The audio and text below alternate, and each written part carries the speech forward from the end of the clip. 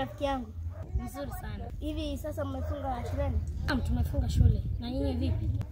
Ya sisi tumefunga. Ulipata grade gani mtihani? Nilipata grade ya A. Hivi hiyo mtihani umepita? Naam, nimepita. Na wewe ulipata ngapi? Nilipata hii. Hii, na unaelekea nyumbani? Naam. Utaadhibiwa. Hii ni kitu ya kupeleka nyumbani. Hii ndio inajulikana ni kubwa. Kivipi? Sasa A, B, C, D, E, 500.